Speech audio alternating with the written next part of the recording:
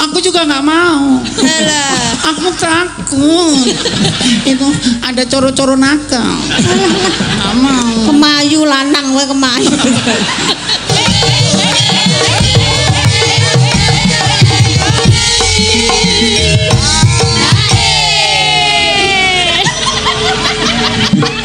Waktu kamu ke rumahku kita... Iya, aku wis tau dolan lho, Pak. Sowan ning gone iki blantike wedhus iki lho. Lek gimen. Kowe rono kok ora ngajak aku iki aku marung tau rono lho, Sa. Durung tau to? Durung. Cerak iki jarak jaratan. Apa kuburan? Oh. Jarak kuburan iki. Oh, gayane sok kaya apa artis ternama, artis global warming apa.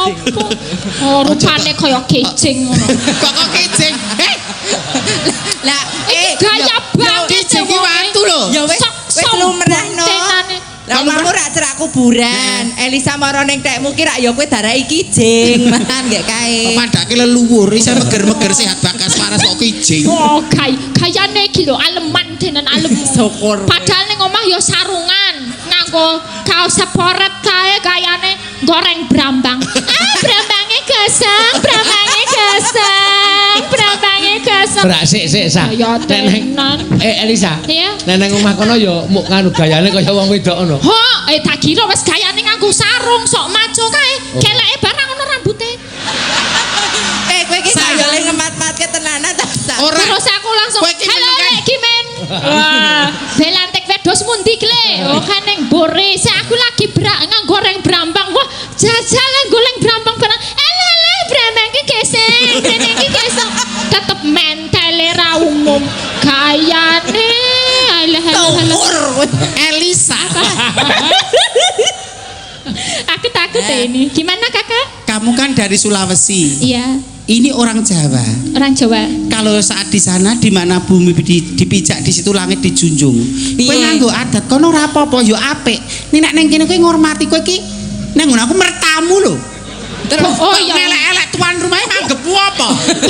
Kodone Berarti kowe meneng kae segara kelemahanku tak foto. Syukur senenge. Berarti aku kudu ngerti nganggo. kembange nang kene oyote nang kene barang kowe ngerti. Ya ready kok aku mengamati sana nganggo kaos seporet. Wis nganggo kamar mandiku barang. Iya. Kamar mandine gayane nganggo lulur barang. Lulure tapi sini pasir. Nek sing luluran ra apa-apa, kowe kleru lho. Apane? Kae sabun siri kok tonggo kramas. Ya malah kempel. Oh iya kaya ready. Nek seduhake kok aja digunakake.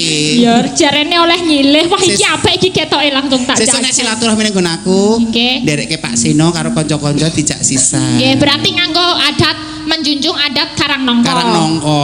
Oh, iya nggawa nongko berarti nih. Maksudnya wong mertamu ki nggawa until-until buah tangan. Until-until ini apa meneh raret ya? Buah tangan. Oh, buah tangan. Oleh-oleh. Oleh-oleh. Contohnya napa misal sih senenge napa Ya senenge? gula, teh, Oh, rokok. gula teh. rok Kayane tengan. aku ra disuguhi apa-apa pe. Lah kowe rono blas ra dikek apa-apa? Ora, belit. Wes linggah kono ya dienteni sithik goreng brambang gosong bar kuwi ngurusi brambang wae. Aku ra Lah wong tamu ra nggo apa-apa kok njaluk disuguh. Kebiangeten kowe iki. Pas Oh, iya. tekan nggon aku ngrurui bapakku rak ya bapakku terus kaget. Ngapa? Heh lek kampret. Rak ya bapakku kita rak. Oh, kumise menggoda. Halo Lek, kampret. Wah, langsung. Nah, ning kono disuguhi ngene iki rada modal Pak ning ngene Mbak Inces Apeli. Sesuk ning ngene Mbak Inces wae rada modal sithik. Aja ngene Lek Kimen. Isine wong kuburan to. Lah kowe kae disuguhi anu to black roti. Ha, black roti. Kongguan. Tak jupuk langsung tak lebokke mobil. Lah ngapa? Tak go Bali. Tak beli teh. Lah aku tau kecil kok ning kene kok Apa nih? konguan.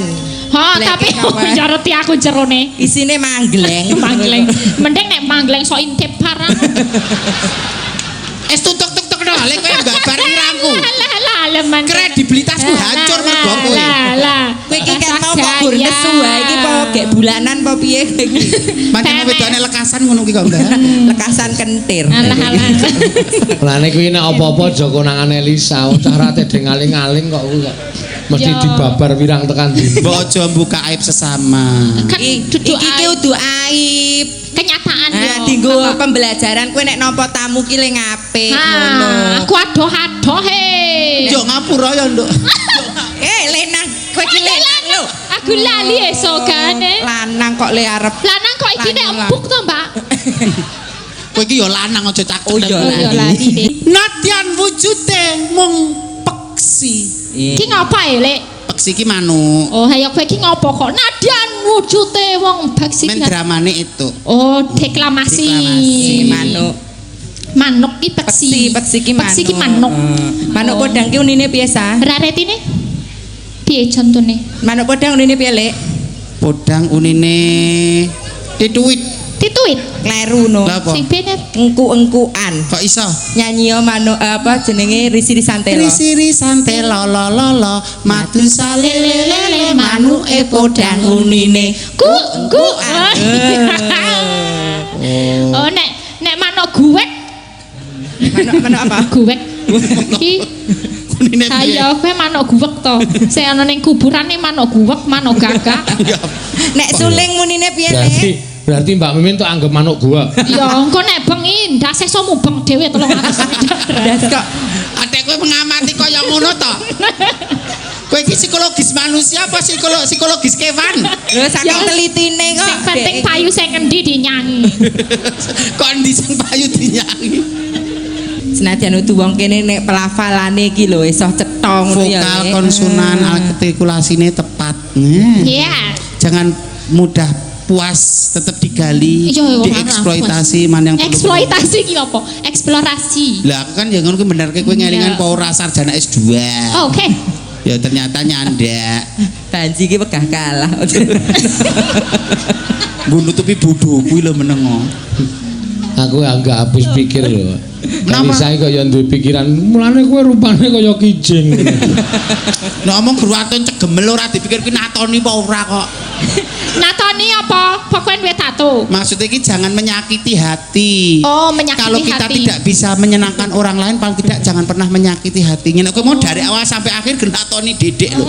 Dedek wis tuwa, gerang dedek. Lah piye ta, Lek? Kowe iki nek ra kaya kijing wong prejenganmu ki lingir tok kaya ngono, Dek. Lingir tok. Sampun. Matur sembah nuwun nggih. Mbak Mimin, Mbak Pinces, Mbak Mimin, Pak ya. Eno. Sama. Ya. Rumasaku kok anggere muni serampu kok li bengok-bengok sak kayange. Iya, ya ayem kok ya deke. Heeh. Si. Ya wis pendek kok do ngombe sik. Iya. Wah. Kok sing akon lungguh ki sapa? Aku besek. Ya tak naik kesempatan, Mbak. Ya wis sepuh ki aku ya kudu ngerti kok ya nek Mbak Apri mono wis 24 tahun, 20 tahun. Nah, kuwi kuwalikane. Saploke anu saiki ngombe nganggo sedotan. Biasane rak gur dimbok longgo ngene. Ya jenenge wong ki ana peningkatan grade-nya naik kok ya. Sing wis peningkatan ning awakmu apa wae, Lek? Ya alhamdulillah ya saiki perawatan tubuh mesti omah bareng ya saiki aku ramu siji loro. Alhamdulillah. Wah, Omah Alhamdulillah. piye? Nah, omahku papat. Eh. Kamar mandi dalam, tidur di luar. Kowe Lha kuwi buka- prihatin kok nek ger wong Jawa ki prihatin turun Jawa turun ngempar turun juga ini biasa. Malah ngerti nek ana demit apa ana sengkala ana sing barang-barang sing arep nyarwak dhewe. Oh, dadi kowe iki penjaga toilet. kelebihan umum. orang Jawa itu gentur tapan kulino prihatin kulino topo broto nenepi aja dikira kuwi sirik musyrik kabeh nyuwun karo Gusti Allah ning golek nggon sing merasa dia nyaman. Iya. Kalau dia nyaman di rumah di kamar ya ora apa-apa. Nyamane ning nggon sing ora keganggu anak do nangis paribasane golek nggon sepi ra apa-apa. Dadi ora percaya karo kedunge, ora percaya karo wite gede, ora percaya karo kowe, mung golek nyamaning ati. Kenyamanan, tentrem. Dan kenyamanan satu orang dengan yang lain kan berbeda-beda. Nggih, pancen ya bener ngono kok ya. Nah, nek kaya menyan bareng ki monggo lantaran. Ora nggo menyan ya ora apa-apa, nganggo ya ora apa-apa. Wong apa nyekar ning sareng nganggo kembang ya ora apa, ora nganggo ya ora apa-apa. Mergo jaman dhisik ngono model wangi-wangi kaya pengharum kaya saiki. Dadi ben wangi terus gantine kembang. Gumantung anginipun menyikapi ngaten to Mbak Leres, Lipo. leres, Mbak. Aja dikebyah-uyah mentah nek kuwi kleru aja. Ayo saiki genti Mbak Anting ya sing saka Banyuwangi iki ya. Anting. Ya.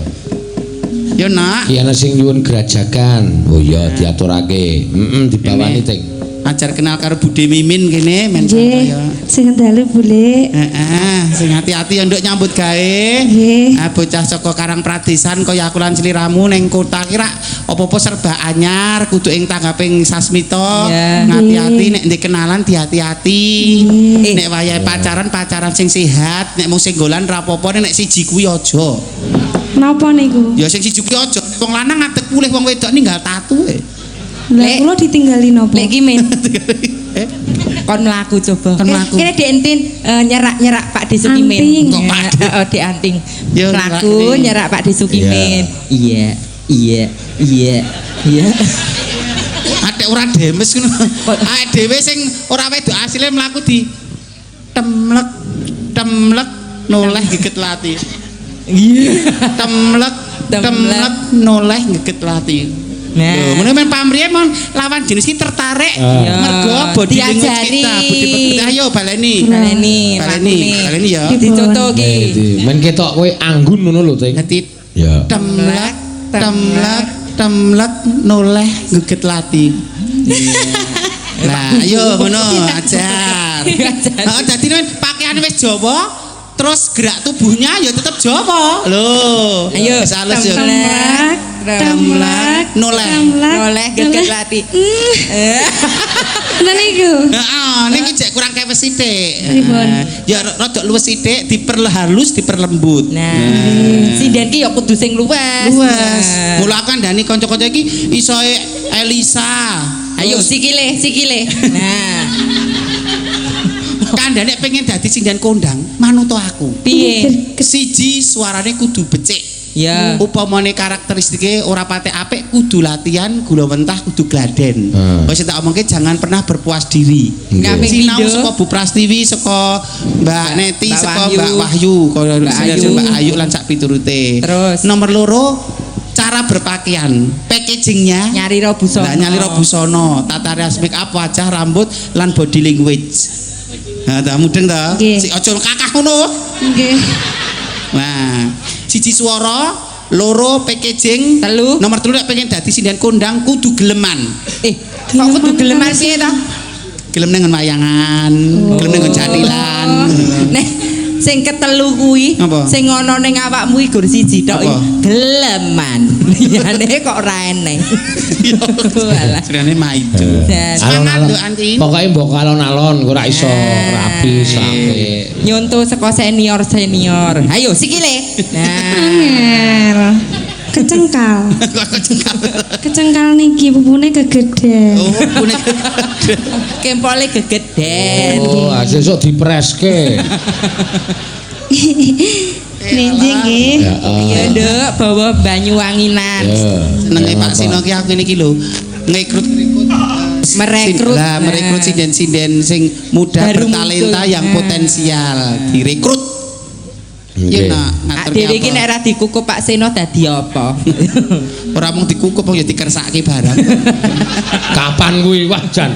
Dikersake nek saben apa wetone Pak Seno dikersake kasuwun tindak ngula ning Sedayu. Nek sampean selo. Jadwal kula padat. Nggih. Ayo, Nduk. Jadwale pedet. Padat Iya. kok pedet. Tangane. Nah. Ayah. Angel. Wis ra apa-apa ngono kuwi wis ra mau karo nggo ampun-ampun. Wis. Rada itu suarane lok tenan yo, Lek. Nyolong kethek tenan. Petek, kok ketek. Kacek sithik kok. Lek. Sithik kok. Gesut. Kalian koncoku. Bela luka.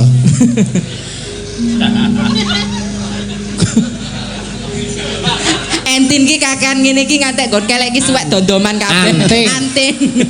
Anting kula. Anting. Ki jane sinden panoman nek ngenane. Gerane. Kuwi kaya jaman lelakonmu pas joget kelek. Lah ya. Pas joget perabotmu tekan kelek kowe mlakune ngene. Terus? Nganggo teknik kak dhewe. Apa? Begagah. Ben los. Nek buka terus ngene terus lho. Nek berabas. Lah niki gara-gara Pak D yo an. Pak D sapa? Pak D Pak D Seno. Wah lah kok tua banget. kok goro-goro Pak D iki dikapakno. Apa ling Mboten. ngajari kowe ora tertib ngono piye? Mboten, Lah, kula piye? nek angger nyanyi ya wis ben ngeyel kok dikandani ngoten niku terus dijalani kula kasep begagah terus. Oh.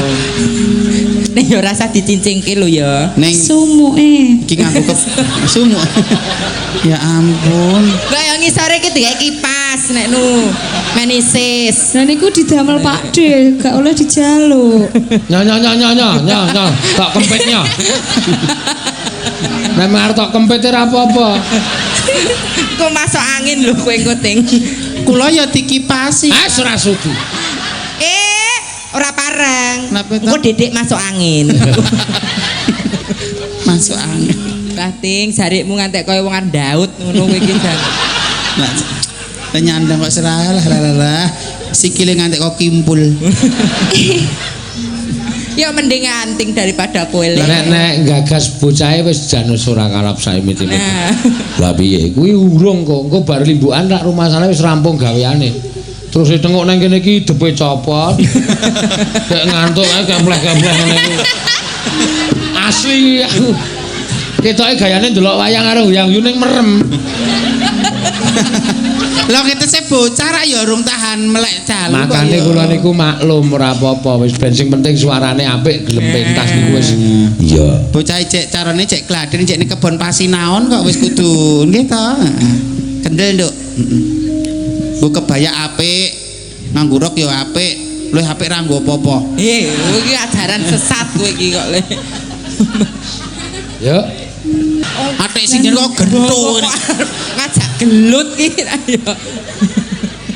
Gak apa-apa jare Pak D ora apa-apa. Jare-jare aku apa ora. Apa-apa sing duwe tameng aku. Soale Pak kowe- D dalange sing ngejak aku. Lah iya nek ra yo nganggo sopan ku anggere bengi iki ra iso rapet. Sesuk bali tak rut kowe tenan. Kula ya pengen dirut. Ah semah. Mangerut gulune niku to, Pak. Ya niku Kok sing berlaku nggo sindian liyane kok ora berlaku untuk diriku ki kenapa to?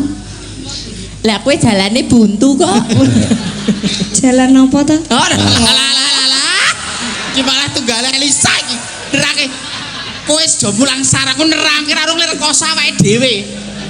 Iya, Kira-kira saya dhewe kon nerangke nggon bekakas kaya ngono ki ra iso. Anting. Dalan. Ora tidak boleh banyak tanya. Ya. Kamu masih kuliah. Masih kuliah. Pokoknya kuwi dalan Jawa kebak suket ngono.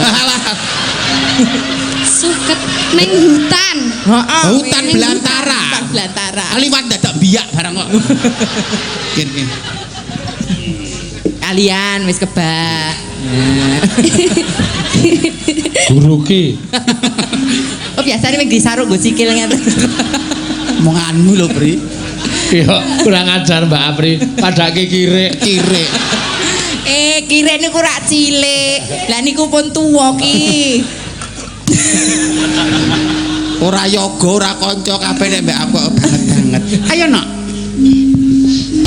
Matur nuwun. Ya, wah. Kole halus banget.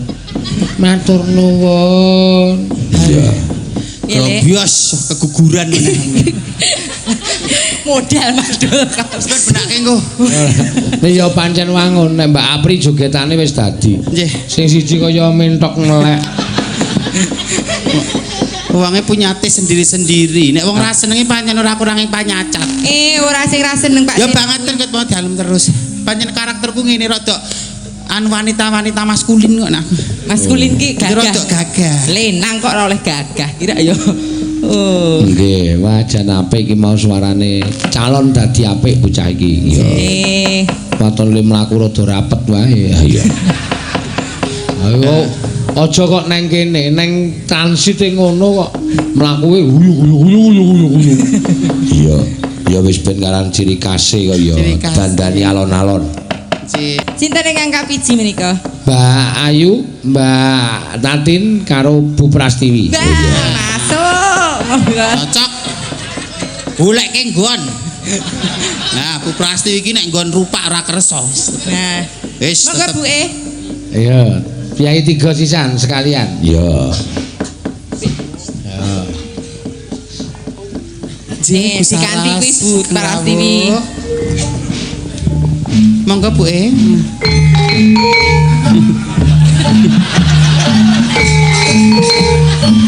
Iringane SpongeBob.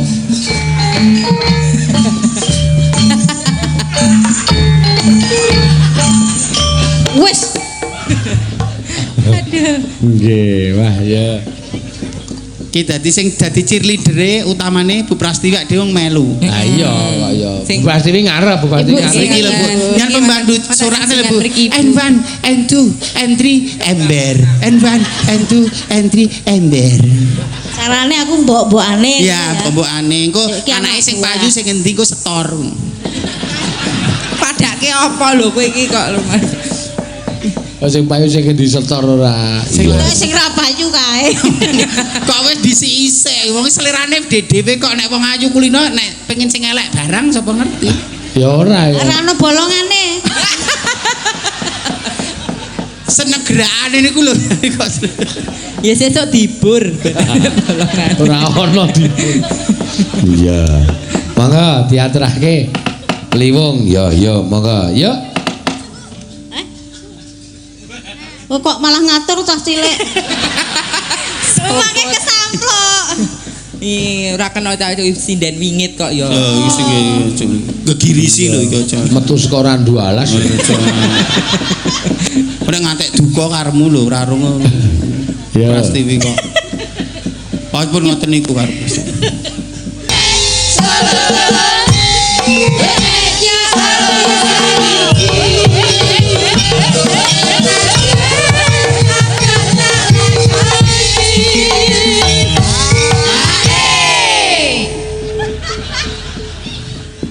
Yu. Kowe do dipaeka kowe. Piye to? Kowe joget dhewe sing mburi do ndeloke do guyu sik iki. Nggih. Lah mboten isani rokke len joget. Ya kene kowe ngarep. Ah, enggak mau. Aku juga nggak mau. Alah. Aku takut. Itu ada coro-coro nakal. Nggak mau. Kemayu lanang kowe kemayu. Ceritane wedya. Nakal. Iya. Iya, mangga yuk.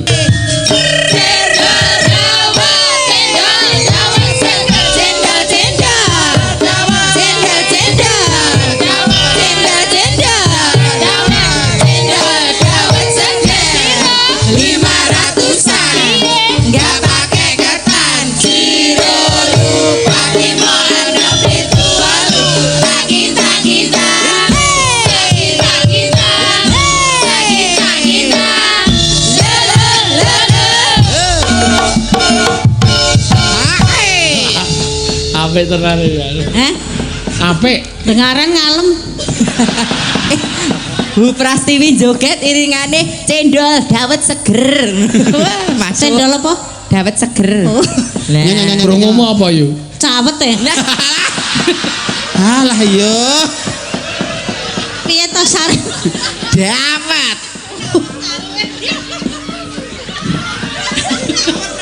Ora apa-apa muni cawet ki biasa. Wong tangga kok. Lah nggih mboten, Bu. Aku ya cocok. Ora bendina. Fakta ini fakta ya. Fakta. Nek jarian nganggo mboten. Orangnya deloknya. Wah. Ambiar kabeh. Ayo terus ke.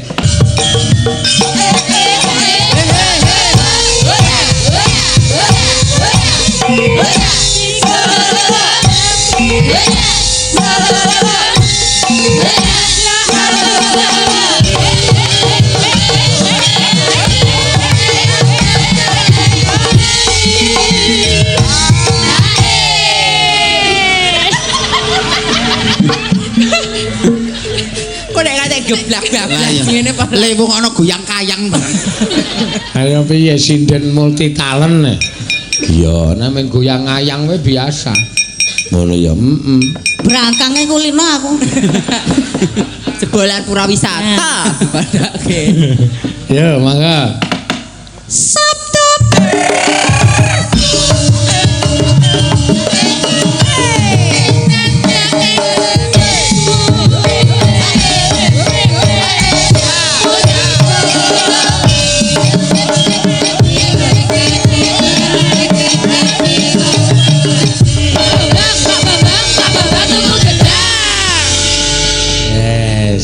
sing owah mboten, Bu? Brodol iki mau. Pundi tak ngene gawe idep. Putih iki lho putih. Aja. Aku trimo ora omong kok. Aja omong, meneng wae. Nggih, wah jan luar biasa totalitasipun ya. Totalitasipun yo elek. Senajan pun ndungkap yuswa ning menginspirasi kagem generasi muda menika lho. Ora wegan. Iya pancen. Ya lambene wis lecek dadi sangat ditendang. Iya. Jadi didedeki ora kenceng ning malah logro. Iya matur suwun, Mbak. Mbak Mimin, Mbak Apri, matur sembah nuwun tanpa kepindah.